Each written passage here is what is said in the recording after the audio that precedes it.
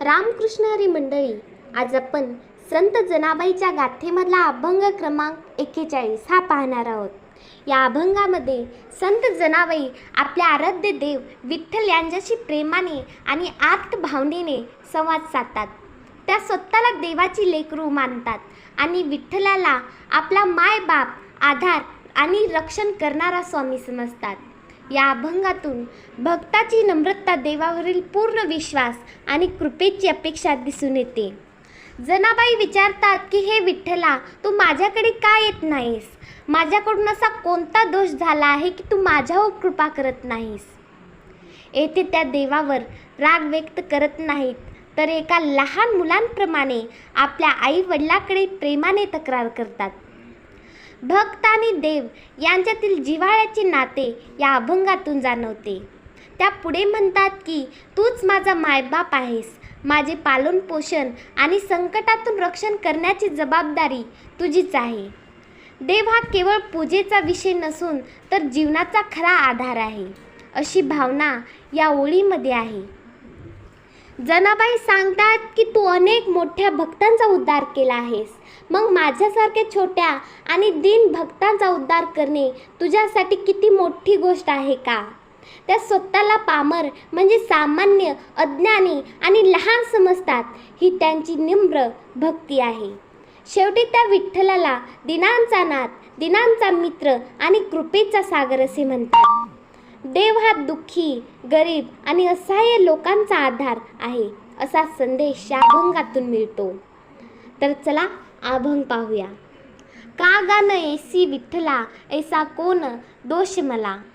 मायबाप तुची धनी, मला सांभाळी निर्वाणी. त्वा बाग उद्धरिले थोर, तेथे किती मी पामर. दीनानाथ दीनबंधू, जनी मने कृपा सिंधू.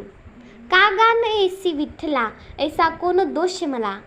हे विठ्ठला, तू माझ्याकडे का येत नाहीस? माझ्याकडून असा कोणता अपराध किंवा कोणता दोष झाला आहे की तू मला दूर ठेवला आहेस?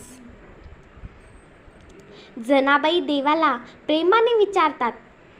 भक्ताला देवाचा विरम सहन होत नाही. त्यांना वाटते की देव माझ्यापासून दूर का आहे? माझ्यात काही अशी कमी आहे का?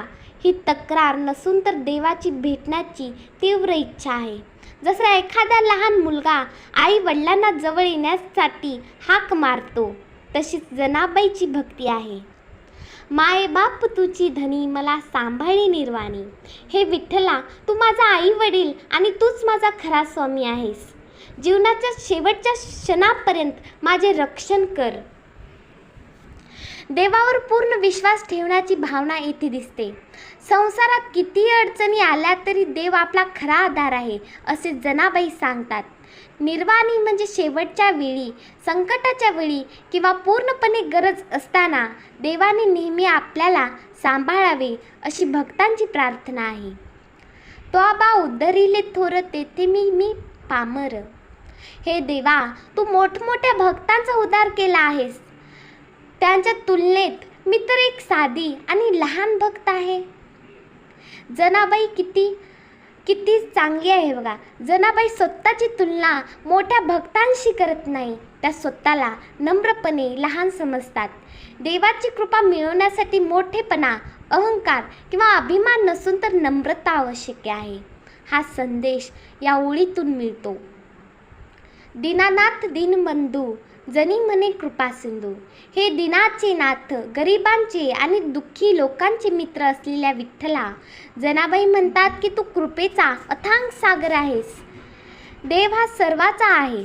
जो कोणी मनापासून त्यांची भक्ती करतो त्यांच्यावर देव कृपा करतो. जनाबाईंना विठ्ठलाच्या दयाळूपणावर पूर्ण विश्वास आहे, म्हणून त्याला कृपा सिंधू म्हणतात. या अभंगात जनाबाईंची विठ्ठलावरील प्रेमळ भक्ती व्यक्त झाली आहे. त्या देवाला आपला मायबाप मानतात. देवाने आपल्याला विसरू नये, आपले रक्षण करावे आणि आपल्यावर कृपा करावी, अशी त्यांची मनापासून इच्छा आहे. त्या स्वतःला लहान समजतात आणि देवाला सर्वांचा आधार मानतात. या अभंगातून आपल्याला शिकवण मिळते की देवावर श्रद्धा ठेवावी, नम्र राहावे आणि संकटाच्या वेळी विश्वास सोडू नये. खरी भक्ती ही प्रेम, नम्रता आणि समर्पणातून निर्माण होते. रामकृष्ण हरी.